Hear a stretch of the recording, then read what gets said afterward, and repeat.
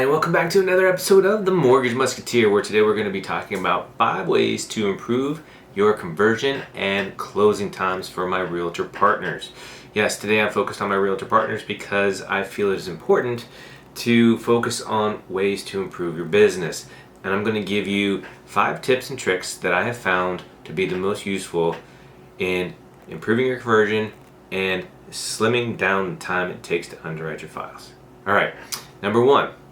Know the difference between a pre-qual and a pre-approval. All right, so don't write offers on pre-qualifications, and it happens all the time. I can't tell you how often I talk to somebody in the evening and then I've got a contract in my inbox in the morning and I haven't even had time to get docs. So I have taken their application, I have run it through the automatic underwriting system, and based on what they tell me, they're pre-qualified. To be pre-approved means I need the supporting documents, especially those pay stubs and those bank statements. Those 2 items alone are going to be the biggest things that slow down a loan in underwriting.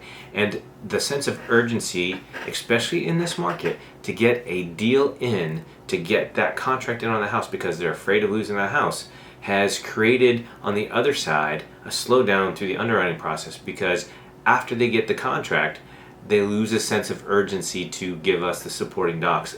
Or when we get the supporting docs, it doesn't necessarily say what we thought it was going to say, especially with income and especially with assets. There's a lot of risk involved in that.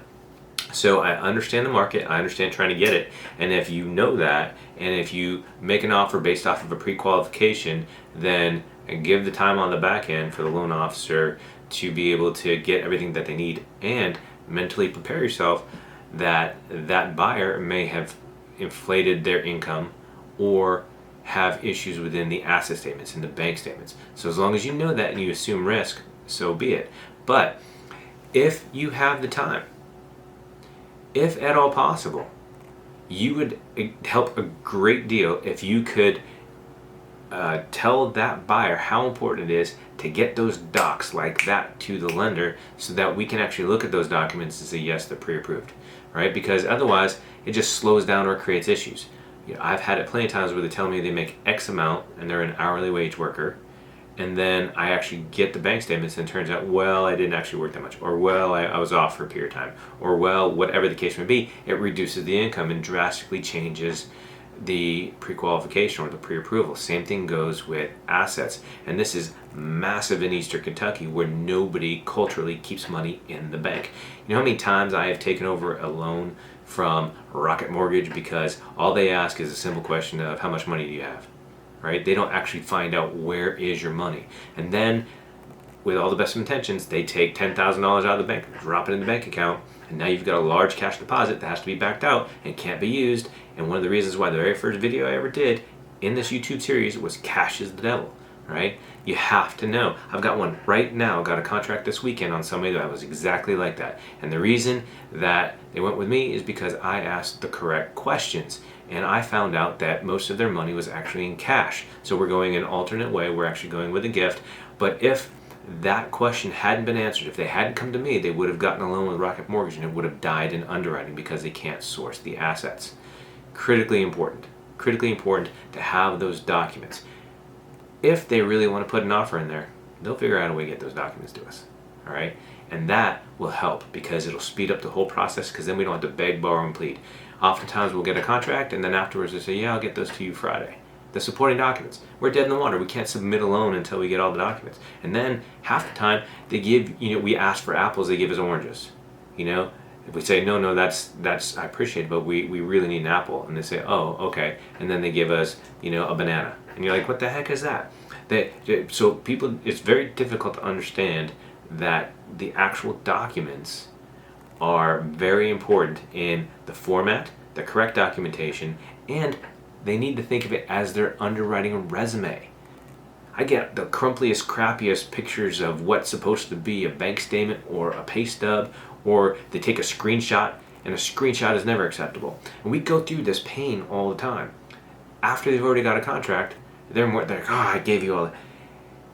If you get the pre-approval before the contract, we actually get better documents because they are motivated to give us what we exactly asked for.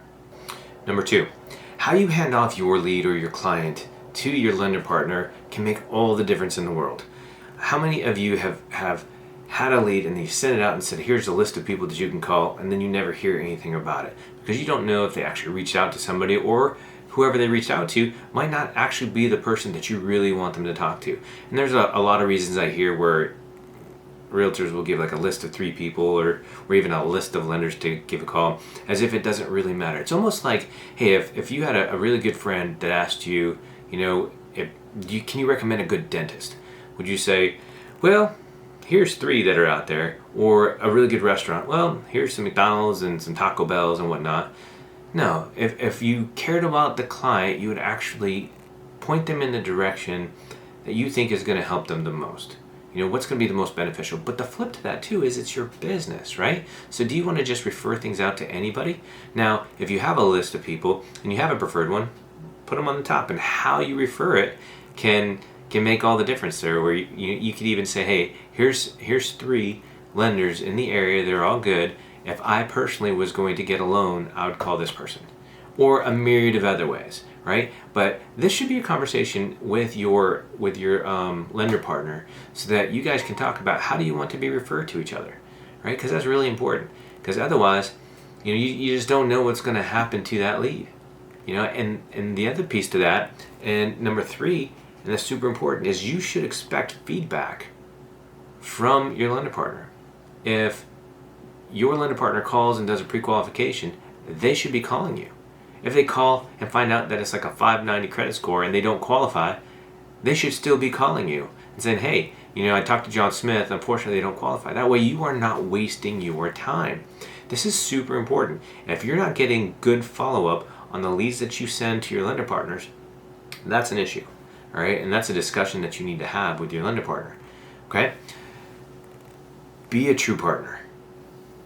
Okay? To get to the finish line, to close on a loan, can often take everybody involved in the process. So as a loan officer, I can get a lot of things done really quick, and most of the time, boom, no issue. But every now and then I get stuck. And it really helps for me when I can call up a realtor and say, hey, these are the issues we're having. We're having a problem with XYZ title. And sometimes the realtor can call up and resolve whatever that issue is like that, just because of relationships. It's very interesting. It's the same thing for me, with my loan partners on my team, where they're trying to get something and then they're stuck, and I say, okay, and I make a phone call and I have it within 5 minutes, and they're just looking at me like, how did it doesn't matter how it's received. It's sometimes it's luck, right? But if there's multiple people attempting to get what is needed in order to cross the finish line, it is incredibly helpful. And it shouldn't be a matter ever of, well, that's their job, I shouldn't have to do that. We're all a partnership. We're all in this together. The whole concept of it's all for one and one for all, because we all have the same goals. We all want to close a loan. Now, if you've got a lazy loan officer who's always leaning on you, that's another issue. But if your loan officer is coming to you and saying, hey, this is the issue that I'm having, I can't get X doc from the client, that loan officer talking to you is doing everybody a favor, because you might actually physically spend a lot more time in that process, in the car, talking to it, the relationships that you build with the client. Your loan officer should be building relationships as well, but chances are you've spent more time with them, okay? And you might be able to influence them better. So if a loan officer comes to you, help them out. And I don't really know anybody that wouldn't want to help out, but just keep those things in mind, because if it's a true partnership, you both have the same goals, you can get there faster. All right. And number 5, track and follow up with your leads. All right. So if you have a whole bunch of leads coming in, especially for the more successful realtors that are really bringing in a lot of leads and they can't keep track of everybody and they're feeling overwhelmed, got to have a good CRM, you got to have a good tracking mechanism, and you got to have a good lender partner who's going to follow up on that. And sometimes a lender partner, we can stick on those leads like a green on a pickle and be able to get the feedback to you, much more while you're out showing properties or whatever, right? So I have a team personally that I can actually have following up with these leads to, and myself, of course, calling them and staying on them until we actually talk to them or find out what's going on with it, so that we can give you feedback so that they're not just lost. Right? When leads just disappear, that's a problem. okay, and it's killing your conversion because it means that for whatever reason, they've disappeared and they may buy with somebody else. Or how many times have you run into it where they're clicking on Zillow and they find another realtor and they just disappear on you? Right? That's a problem. A good lender partner is going to bat them back into play and say, hey, you really need to talk with, your realtor, right? Whoever it would be, I'm trying to avoid names, but really give it back to the original realtor who referred to it, because that was the loan officer's lead source. It was coming in for that. There should be a reciprocation there, right? So a loan officer should be ensuring that client that was pre-qualified goes back to the realtor instead of willy-nilly going off to different realtors, right? These are very important, and it will help you overall with your lead conversion. So those are 5 really fast ways to improve your lead conversion. And there's a whole bunch of nuances in there, but those are things that I want you to think about. And I hope this helps. If you have any questions, I'd love to open up a discussion about this. And until next time, it's all for one and one for all.